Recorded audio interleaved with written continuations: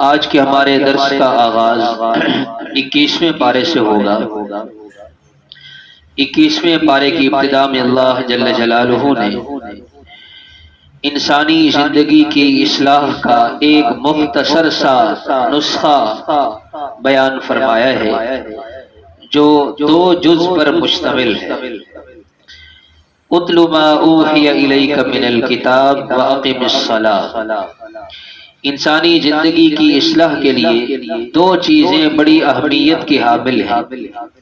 ایک فرمایا قرآن کریم کی تلاوت کرنا، اور دوسرا نماز کو قائم کرنا۔ یہ اللہ کے قرب حاصل کرنے کے لیے یہ دونوں چیزیں بہت ضروری ہیں۔ جو قرآن کریم کی تلاوت کر رہا ہے گویا کہ اللہ اس سے باتیں کر رہے ہیں، وہ اللہ کے کلام کو سن رہا ہے۔ ہم کہتے ہیں نا قرآن اللہ کا کلام ہے، تو جو قرآن سن رہا ہے وہ اللہ کا کلام سن رہا ہے۔ اور دوسری چیز نماز۔ نماز یہ بندے کی اللہ سے گفتگو اور کلام ہوتا ہے، بندہ اللہ سے باتیں کر رہا ہوتا ہے۔ تو یہ دونوں چیزیں انسانی زندگی کی اصلاح کے لیے بہت ضروری ہیں۔ حضور پاک صلی اللہ تعالی علیہ وسلم کو ارشاد فرمایا اتل ما اوحی الیک من الکتاب۔ کتاب اللہ کی جو آیات آپ کی طرف اتاری گئی ہیں آپ انہیں تلاوت کیجئے اور نماز کو قائم کیجئے۔ بے شک نماز یہ بے حیائی اور برے کاموں سے روکتی ہے، اور اللہ کا ذکر سب سے بڑی چیز ہے۔ اللہ کا ذکر سب سے بڑی چیز ہے۔ امام ابو العالیہ رحمۃ اللہ علیہ بزرگ گزرے ہیں، اس آیت کی روشنی میں انہوں نے لکھا ہے کہ نماز جو صحیح نماز ہوتی ہے وہ 3 صفات پر مشتمل ہونی چاہیے۔ 3 صفات پر مشتمل جو نماز ہوگی وہ نماز حقیقتاً نماز ہوگی۔ پہلی صفت اس نماز کے اندر اخلاص ہونا چاہیے، خالص اللہ کی رضا کے لیے وہ نماز پڑھی جائے۔ ایسی نماز انسان کو مزید نیکیوں پر بھی آمادہ کرے گی۔ دوسری صفت اس نماز کے اندر ہونی چاہیے خشیت، خوف الہی بھی اس نماز کے اندر ہونا چاہیے۔ چنانچہ امام زین العابدین رحمت اللہ علیہ ان کے بارے میں آتا ہے جب نماز کا وقت ہوتا وضو فرماتے چہرے کا رنگ زرد پڑ جاتا، جسم پر کب کبھی اور لرزہ طاری ہو جاتا۔ کسی پوچھنے والے نے پوچھا تو فرمایا تمہیں پتہ ہے کہ میں کس کے سامنے کھڑا ہونے کی تیاری کر رہا ہوں؟ کون ہے امام زین العابدین؟ حضرت علی حضرت حسین رضی اللہ تعالی عنہ کے بیٹے ہیں، جن کے والد اور چچا سیدہ شباب اہل الجنہ، جنت کے نوجوانوں کے سردار ہوں، جن کے دادا سیدنا علی رضی اللہ تعالی عنہ اور جن کی دادی سیدۃ نساء اہل الجنہ، جنت کی خواتین کی سردار ہوں حضرت فاطمہ۔ ان کی کیفیت کیا ہے کہ جب وضو کرتے ہیں چہرے کا رنگ زرد ہو جاتا ہے، جسم پر کب کبھی طاری ہو جاتی ہے۔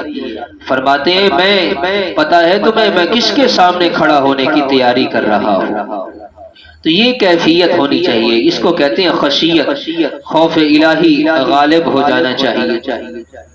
اور تیسری چیز فرمایا کہ نماز کے اندر ذکر اللہ یعنی قرآن کریم کی تلاوت، قرآن کریم کا پڑھنا، قرات کرنا، یہ چیز بھی نماز کے اندر ہونی چاہیے، اللہ کا ذکر ہونا چاہیے۔ تو اخلاص، خشیت الہی اور ذکر اللہ، یہ 3 صفات جس نماز میں ہوں گی وہ نماز حقیقتاً نماز ہوگی۔ اور اسی نماز کے بارے میں فرمایا کہ وہ بے حیائی اور برے کاموں سے انسان کو روک دیتی ہے۔ آج ہم نماز پڑھتے ہیں لیکن ہماری نماز ہماری مسجد کی حد تک محدود ہوتی ہے۔ مسجد سے باہر نکلتے ہیں نمازی اور غیر نمازی میں کوئی فرق نظر نہیں آتا۔ نماز پڑھی اور باہر نکلتے ہی غیبت شروع ہو گئی۔ 3 آدمی نماز کے بعد جمع ہو کے بیٹھے، اب آپس میں گفتگو ہوتی رہی، جب ایک وہاں سے اٹھ کر کے گیا، ان دو نے اسی تیسرے کی ہی غیبت شروع کر دی کہ دیکھا ابھی کیا کہہ رہا تھا۔ نتیجہ کیا ہوا؟ اپنے اعمال بھی ضائع ہوئے، جو نماز اور عمل نیکی کر کے بیٹھے تھے اس نیکی کا نور ختم ہو گیا، نور ختم ہو گیا۔ اس لیے بھائیو، نمازوں کو بنانے کی محنت کرنا، نماز پر بھی محنت کرنی چاہیے۔ ہم دنیا کی چیزیں بنانے کی محنت کرتے ہیں، گھروں کو سنوارنے کی کوشش کرتے ہیں کہ گھر اچھے سے اچھا اور آرام دہ ہو، اور گھروں پر محنت ہو رہی ہے، لیکن جو ہمیشہ کام آنے والی نیکیاں ہیں، نماز ہے، اس نماز پر ہم کتنی محنت کر رہے ہیں؟ 10 سال ہو گئے، 15 سال ہو گئے، 30 40 سال سے نماز پڑھ رہے ہیں، لیکن وہ کیفیت نہیں بن رہی جو بننی چاہیے تھی۔ اس کا مطلب یہ ہے کہ نماز کے اندر کمی ہے، اس کمی کو پورا کرنا۔ 2 رکعت نماز نفل کی نیت سے نماز پڑھیں اور دیکھیں کہ میرا قیام کیسا ہے، میرا رکوع کیسا ہے، میرا سجدہ کیسا ہے، میرا قومہ کیسا ہے، میرا جلسہ کیسا ہے، کیا سنت کے مطابق ہے یا نہیں ہے، اس کو معلوم کرنا، ڈھونڈنا، اور اسی کے مطابق اپنے آپ کو تیار کرنا۔ یہی امام زین العابدین رحمت اللہ علیہ اس قدر دھیان سے نماز پڑھا کرتے تھے۔ آتا ہے ان کے بارے میں، ایک دن نماز پڑھ رہے تھے، روزانہ، یاد رکھیں، روزانہ 1000 رکعت نماز نفل پڑھا کرتے تھے۔ ہم سے تو 100 رکعت پڑھنا مشکل ہے، 1000 رکعت روزانہ پڑھتے تھے، رمضان غیر رمضان میں۔ تو ایک دن نماز پڑھ رہے تھے اور دوران نماز گھر میں آگ لگ گئی، اور ان کو پتہ ہی نہیں ہے نماز پڑھ رہے ہیں۔ نماز سے فارغ ہوئے تو لوگوں نے کہا کہ آپ نماز پڑھ رہے تھے، اتنے مشغول تھے کہ گھر میں آگ لگ گئی، آپ کو پتہ ہی نہیں ہے۔ تو انہوں نے بڑی خوبصورت بات ارشاد فرمائی، جواباً فرمایا کہ آخرت کی آگ نے دنیا کی آگ سے مجھے غافل رکھا۔ آخرت کی آگ نے، آخرت کی آگ کے خوف نے دنیا کی آگ سے مجھے غافل رکھا۔ یہ نماز ہوگی، پھر وہ نماز انسان کو اللہ کے قریب کرے گی، اللہ کے قرب کا سبب بنے گی۔ فرمایا حضور پاک صلی اللہ علیہ وسلم نے، جس شخص کی نماز اسے بے حیائی اور برے کاموں سے نہیں روکتی، فلا صلاۃ لہ، اس کی نماز ہی نہیں۔ وہ فرض ادا کر رہا ہے، وہ ظاہراً اٹھ بیٹھ کر رہا ہے، لیکن نماز کی اصل حقیقت اسے حاصل نہیں ہے۔ حضرت تھانوی رحمت اللہ علیہ، کسی نے کہا کہ جی فلان چور آیا ہے اور نماز پڑھی ہے اس نے آ کر یہاں، اور آ کر فلان چیز یہاں سے چرا گیا۔ تو حضرت نے جواباً فرمایا کہ بھائی، نمازی چور نہیں ہو سکتا، چور نمازی کی شکل میں آیا ہوگا۔ نمازی ہو اور وہ چوری کرے، نمازی ہو وہ جھوٹ بولے، نمازی ہو اور وہ غلط دیکھے، نمازی ہو اور وہ غلط سنے، ایسا نہیں ہو سکتا۔ اگر ایسا ہو رہا ہے تو پھر نماز کے اندر کمی ہے۔ تو نمازوں کو بنانے کی محنت ہو۔ اللہ جل جلالہ نے ارشاد فرمایا، والذین جاہدوا فینا لنہدینہم سبلنا، جو ہم تک پہنچنے کی کوشش کرتے ہیں۔ یہ نمازوں کو بنانا در حقیقت اللہ تک پہنچنا ہے۔ جو ہم تک پہنچنے کی کوشش کرتے ہیں، لنہدینہم سبلنا، سبل سبیل کی جمع ہے، سبیل کا معنی طریقہ، کہ جو ہم تک پہنچنے کے لیے کوشش کرتا ہے، محنت کرتا ہے، تو اللہ تعالیٰ فرماتے ہیں ہم اس کے لیے ایک نہیں کئی راستے کھول دیتے ہیں، کئی راستے کھول دیتے ہیں۔ اللہ کی مدد اور معیت نیکی کرنے والوں کے ساتھ ہو جاتی ہے۔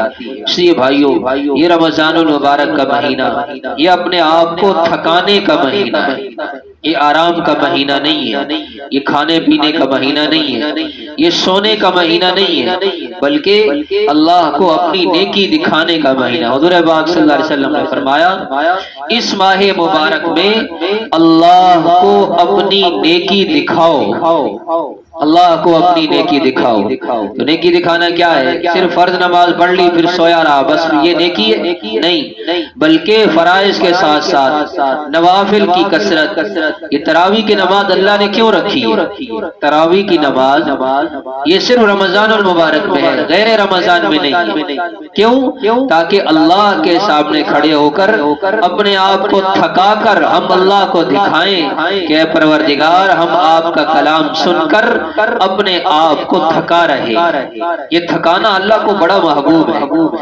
فرمایا حضور پاک صلی اللہ علیہ وسلم نے کہ کل قیامت کے دن ہر چیز کا وزن ہوگا، ہر چیز کا وزن ہوگا، حتیٰ کہ جو گھوڑا وہ اللہ کے راستے میں جہاد کے لیے استعمال ہوتا ہے، اس کے گوبر کا بھی وزن کیا جائے گا۔ اور علماء کرام جس سیاہی سے اللہ کا کلام، اللہ کے احکامات کو لکھ کر گئے، اس سیاہی کا بھی وزن ہوگا، وہ بھی تولی جائے گی۔ تو جو انسان اپنے جسم کو تھکائے گا، اس تھکاوٹ کا بھی وزن ہوگا، اور اللہ جل جلالہ اس پر نہ ختم ہونے والا اجر عطا فرمائیں گے۔ اس لیے کچھ دن باقی رہ گئے، اب آخری عشرہ شروع ہونے کو ہے۔ یہ آخری عشرہ بہت قیمتی ہے، بہت قیمتی ہے، جتنا کہا جائے اس سے بھی زیادہ قیمتی ہے۔ اس لیے کوشش کریں اعمال کو بڑھائیں، قرآن کریم کی تلاوت کو بڑھائیں۔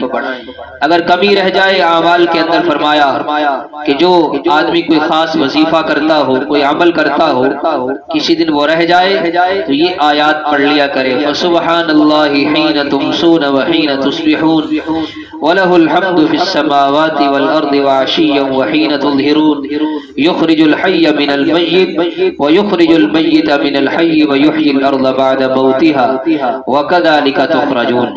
سورہ روم کی آیت نمبر 17، 18 اور 19، تو اللہ اس کمی کو پورا فرما دیں گے۔ تو اس لیے اپنے نمازوں پر محنت کرنا، گناہوں کو چھوڑنے کی کوشش کرنا۔ رمضان المبارک میں اللہ تعالیٰ نے شیاطین کو قید کر دیا، صرف نفس ہے، اس نفس کو دبانا اور اپنے زندگی سے گناہوں کو نکالنا، تکبر کو نکالنا، اندر کی جو روحانی بیماریاں ہیں، حسد ہے، اس کو نکالیں، غیبت کو نکالیں، غیبت سے اپنی زندگی کو پاک رکھیں۔ غیبت ہمارے معاشرے کا ایک ایسا ناسور ہے کہ جو دیندار غیر دیندار سب میں پایا جاتا ہے۔ غیبت، کسی کی پیٹھ پیچھے برائی کرنا۔ حضرت لقمان علیہ السلام کا تذکرہ فرمایا ہے، انہی کے نام پر سورہ لقمان ہے۔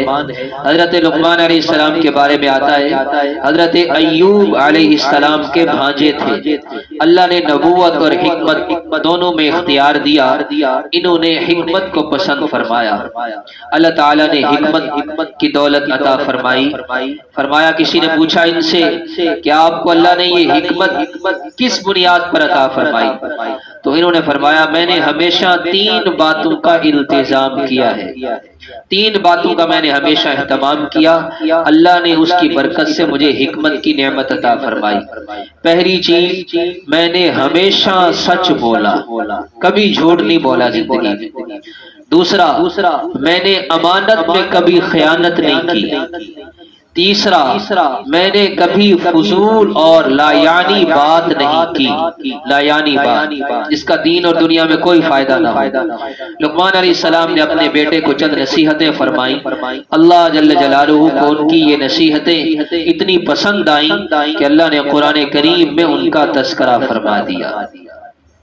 نصیحت پہلی فرمائی کہ اے بیٹے، اللہ کے ساتھ کسی کو شریک نہ ٹھہرانا، اللہ کے ساتھ، یا بنی لا تشرک باللہ، اللہ کے ساتھ کسی کو شریک نہ ٹھہرانا۔ دوسری نصیحت فرمائی کہ اپنے والدین کے ساتھ اچھا سلوک کرنا، اور ایک نصیحت یہ بھی فرمائی کہ نماز کو قائم کرنا، اچھی باتوں کا حکم کرنا، بری باتوں سے لوگوں کو روکنا، پھر اچھی باتوں کے حکم پر اور برائی سے روکنے پر لوگ تمہیں تکلیفیں دیں گے، وَاصْبِرْ عَلَىٰ مَا أَصَابَكَ، پھر اس پر پہنچنے والی تکلیفوں پر صبر کر۔ اِنَّ ذَلِكَ مِنْ عَزْمِ الْأُمُورِ، یہ صبر کرنا ہر ایک کے بس کی بات نہیں ہوتی، یہ بڑی ہمت کا کام ہے۔ صبر کرنا یہ بڑی ہمت کے کاموں میں سے ایک کام ہے۔ لَا تُسَعِّرْ خَدَّكَ لِلنَّاسِ، لوگوں کے لیے اپنے رخسار کو، اپنے چہرے کو ترش رو مت بنانا۔ وَلَا تَمْشِ فِي الْأَرْضِ مَرَحًا، زمین پر اکڑ کر مت چلنا، اس لیے کہ اللہ اکڑ کر چلنے والے کو پسند نہیں فرماتے۔ میانہ روی اختیار کرنا چال میں، اپنی آواز کو پست رکھنا، آوازوں کو پست رکھنا۔ فرمایا بے شک بدترین آواز تو گدھے کی آواز ہوتی ہے۔ بیٹے کو سمجھایا کہ جب بھی گفتگو کرو تو آہستہ آواز میں، نرم انداز میں گفتگو کرنا۔ یہ نصیحتیں تھی حضرت لقمان علیہ السلام کی جو انہوں نے اپنے بیٹے کو فرمائی۔ ساتھ ہی سورہ سجدہ کی ابتدا ہے، سورہ سجدہ کی بڑی فضیلت ہے۔ یہ وہ صورت ہے حضور پاک صلی اللہ علیہ وسلم سونے سے پہلے دو صورتیں ضرور پڑھا کرتے تھے، ایک سورہ سجدہ اور ایک سورہ ملک۔ فرمایا کہ یہ صورت مبارکہ قبر کی وحشت میں دل بہلانے والی ہے اور عذاب قبر سے نجات دلانے والی ہے، اس لیے سورت کو پڑھنے کا بھی معمول ہو۔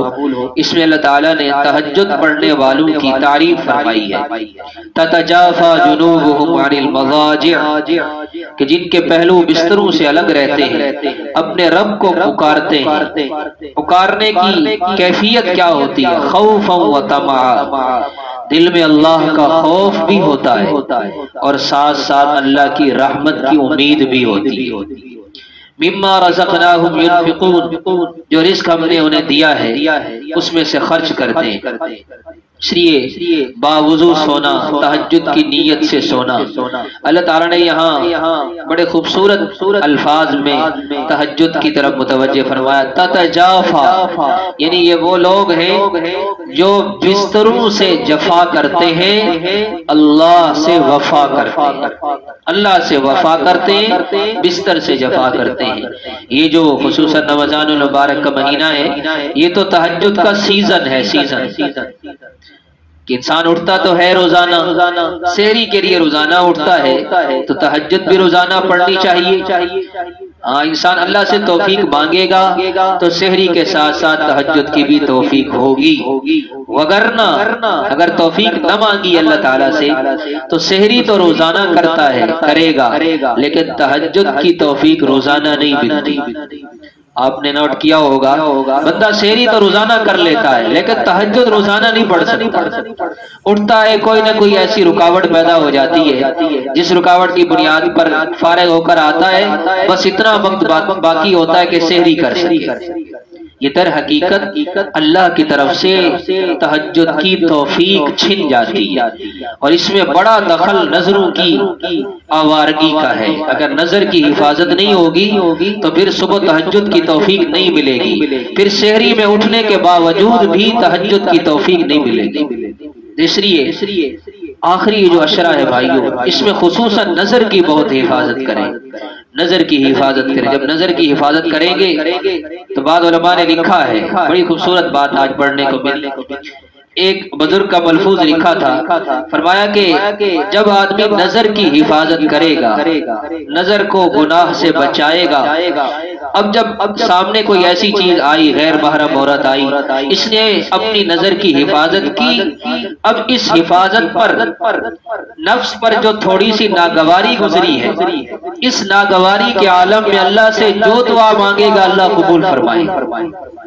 یہ نظر کی حفاظت اتنی بڑی نعمت ہے اللہ تعالیٰ کی، تو اس لیے پورا دن میں نیک اعمال کرتے رہیں گے، گناہوں سے اپنے آپ کو بچاتے رہیں گے۔ یہ جو آخری عشرہ ہے، یہ بارہا آپ کی خدمت میں عرض کیا جا رہا ہے کہ اس میں دو کام تو اور عبادات تو کرنی ہے، لیکن دو چیزوں کی ہم سب کوشش کریں کہ یہ دو گناہ ہم سے نہ ہو۔ ایک غیبت کا گناہ چھوڑ دیں، اور اس کے لیے بہتر یہی ہے کہ زیادہ وقت وہ خلوت میں، مناجات میں، اعمال میں گزاریں، مجالس کم سے کم تو غیبت کم سے کم ہو۔ حدیث میں آتا ہے، یہ عربی مقولہ ہے، من کثر کلامہ کثر غلطہ، کہ جس کی گفتگو زیادہ ہوگی اس کی غلطیاں بھی زیادہ ہوگی۔ تو ایک عمل تو یہ کریں کہ ہم سب زیادہ وقت اعمال میں گزاریں اور غیبت چھوڑ دیں، زبان سے کسی کی برائی نہ ہو، اور دوسرا عمل یہ کریں کہ اپنی نظر کی حفاظت کریں۔ کوئی ایسی چیز جو جس سے اللہ نے منع فرمایا ہو، اس کی طرف آنکھ اٹھا کر نہیں دیکھنا۔ اگر دل میں داعیہ پیدا ہو رہا ہے تو یہ آیت مبارکہ پڑھتے رہیں، الم یعلم بان اللہ یرا۔ یہ میں آپ کو تجربے کی بات بتا رہا ہوں، الم یعلم بان اللہ یرا، سورہ علق کی آیت ہے۔ اگر آیت نہ آتی ہو تو کم از کم ترجمے کا استحضار کر لیں، یعنی کیا وہ انسان جانتا نہیں ہے کہ اللہ دیکھ رہا ہے؟ بس اسی آیت کو یا اسی استحضار کو دل میں لائیں گے، انشاءاللہ اللہ تعالیٰ ان آنکھوں کو جھکنے کی توفیق دیں گے، بد نظری سے بچا لیں گے۔ یہ دو عمل، یہ دو گناہ اگر ہم ان سے اس آخری عشرے میں بچ جائیں تو انشاءاللہ اللہ کی ذات سے پوری امید ہے کہ ہمیں اعمال کا وہ لطف ملے گا جو پہلے نہیں ملا ہوگا۔ اس لیے نظروں کی حفاظت، تہجد کی پابندی اور غیبت سے اپنے آپ کو بچائیں۔ اللہ تعالیٰ جو کچھ کہا سنا ہم سب کو عمل کی توفیق عطا فرمائے۔